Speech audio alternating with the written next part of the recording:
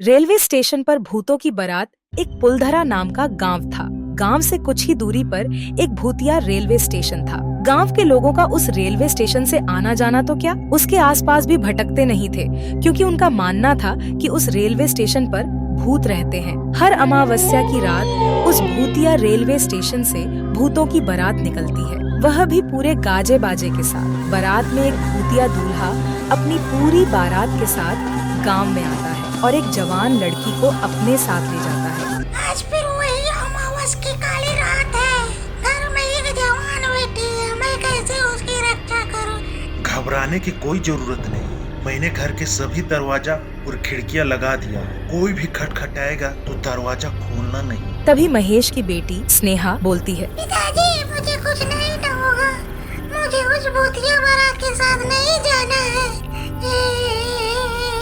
मेरी बच्ची, तुम्हें डरने की जरूरत नहीं है। तुम्हारे माता पिता होते हुए तुम्हें कोई भी कुछ नहीं कर सकता। पूरा गांव दहशत में था। गांव के लोग अपने अपने घरों में छिपकर बैठ जाते हैं। तभी गांव में ढोल और शहनाई की आवाजें आने लगती। आवाज इस भूतिया बारात की ही थी, जो रेलवे स्टेशन से निकलकर गांव की तरफ आ रही थी। गाँव वालों, तुम लोगों को खाना है लात, दिखाई नहीं देता है। आ गया है बारात। तुम लोगों ने रेडी नहीं किया मेरा सलाद, देखो आ गया है तेरा दामाद। भूतिया बारात गांव में आ चुका था। रेखा को अपनी फॉल जैसी बेटी के बारे में काफी चिंता हो रही थी। उसी समय भूत आगे की तरफ बढ़ता है। कहाँ है मेरी दुल्हन? मुझे दिखाई नहीं दे रहा है। आज तो मेरी शादी है, बिना दुल्हन लिए मैं यहाँ से जाने वाला नहीं हूँ। तुम गाँव वालों मेरी दुल्हन के साथ विदा करते हो या फिर मैं खुद तुम्हारे मातम के साथ अपने साथ ले जाऊं? तभी वह भूतिया दूल्हा दिनेश के घर में दरवाजा तोड़कर घुस जाता है। देख क्या रहे हो? तुम्हारा दामाद आया है, स्वागत नहीं करोगे क्या? वो अभी बच्ची है, छोड़ दो उसे प्लीज। भगवान के लिए उसे छोड़ दो। झूठ बोलता है बुड्ढे, मुझे सब पता है। कल तू ही था ना अपने बेटे के लिए दूसरे गांव गया था रिश्ता के लिए। मैं उसकी माँ हूँ। मेरे जीते जी मैं अपनी बेटी की शादी भूत से कभी नहीं होने दूंगी। मेरी बेटी को हाथ लगाने की कोशिश भी मत करना। फिर क्या था, उस भूतिया दूल्हे को बहुत गुस्सा आता है और वह पूजा के माता पिता को वही जान से मार देते हैं। पिताजी, मुझे बचाओ। उस रात के बाद पूरे गांव में डर का खौफ छाया हुआ था। उसके बाद सुबह होती है। अरे गांव वालों, ये सब कब तक चलेगा? वो भूत हमारे गांव में आता है और हमारी आंखों के सामने ही हमारी बेटियों को उठाकर ले जाता है। तुम तो बिल्कुल सही कह रहे हो। गांव वाले को मिलकर उस भूत का सामना करना पड़ेगा। वो सब तो ठीक है भाई, लेकिन हम अपनी बेटियों की रक्षा कैसे करेंगे?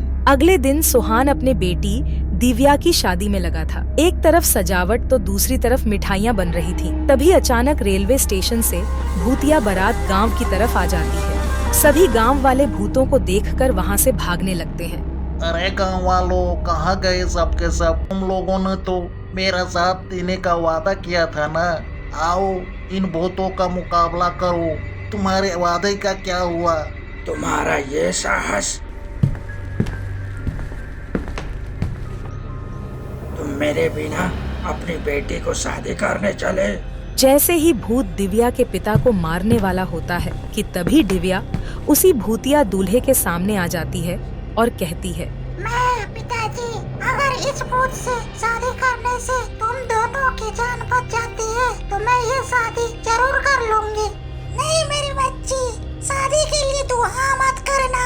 तुम्हारी शादी से अच्छा है कि ये भूत हमारी जान ले ले। लेकिन दिव्या अपने माता पिता की बात नहीं सुनती है और भूतिया दूल्हा के साथ जाने के लिए रेडी हो जाती है।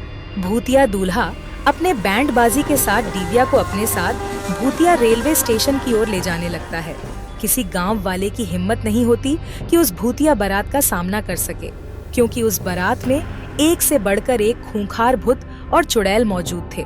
वहीं धीराज नाम का व्यक्ति अभी हाल ही में गांव में आया था और ये सब देखकर वो कहता है, यह ठीक नहीं किया उसने। मेरी भी एक बहन है, उसकी भी उम्र शादी के लायक हो गई है। क्या उस दिव्या की जगह मेरी बहन होती तो तब भी हम लोग ऐसा ही करते। मैं अपने बहन को किसी भूतिया के साथ शादी नहीं होने दूंगा। भैया भाभी, मुझे बहुत डर लग रहा है। मुझे उस भूतिया के साथ नहीं जाना है।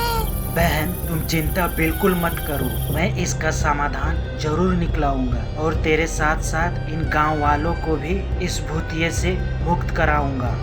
इसके बाद धीरज जंगल में एक तपस्वी तांत्रिक के पास जाता है और उनके पास पहुंचकर अपने गांव का हाल बताता है। बेटा, मैं देख पा रहा हूँ कि तुम्हारे गांव में एक भूतिया बारात का साया है। वो भूतिया बारात से छुटकारा पाने के लिए मैं तुम्हारे लिए एक उपाय बताता हूँ और मैं जो उपाय और नियम बताऊंगा उसके नियम अनुसार तुमको चलना पड़ेगा। जी तांत्रिक बाबा। जा बच्चा, तेरे और तेरे गांव का भला हो। जिसके बाद धीरज गंगा जल लेकर गांव आ जाता है और सभी गांव वालों से कहता है, सुनिए गांव वालों, इस भूतिया बारात से छुटकारा पाने के लिए एक उपाय मिल चुका है, लेकिन इस कर्म को पूरा करने के लिए आपका साथ चाहिए होगा। हम तुम्हारे साथ हैं, हम तुम्हारे साथ हैं। बस आप लोग एक काम कर दीजिए, आज रात शादी का प्रबंध कर दीजिए, बाकी सब मैं देख लूंगा। धीरज के ऐसा कहते ही पूरा गांव शादी की तैयारी में लग जाते हैं। उन शादी की बात उस भूतिया बारात को भी पता चल गई है, जिसके बाद वो भूतिया बारात बैंड बाजे के साथ गांव में आ खड़ी हुई और उसे अपने साथ भूतिया रेलवे स्टेशन के अंदर एक पुरानी सी ट्रेन के डिब्बे में लेकर चला जाता है, जहां पर बहुत सारे कंकाल ही कंकाल पड़े हुए थे। तभी धीरज अपना घूंघट उठाते हुए कहता है, ये देखो, ये तुम्हारी दुल्हन, लो अब कर लो शादी। धोखा, मेरे साथ धोखा हुआ है, मैं तुझे नहीं छोड़ूंगा। भूत के ऐसा कहते ही धीरज अपने हाथों में छुपाए हुए गंगा जल को उस ट्रेन में पड़े कंकाल के ऊपर छिड़क देता है और बाहर निकल जाता है, जिसके बाद उस पूरी ट्रेन में आग लग जाती है और वह भूतिया बारात उस आग में भस्म हो जाती है। धीरज के इस काम से अब गांव में बेटियों की शादी अच्छे से होने लगती है और सब कुछ ठीक हो जाता है। वीडियो अच्छा लगा हो तो सब्सक्राइब और लाइक जरूर कर दें।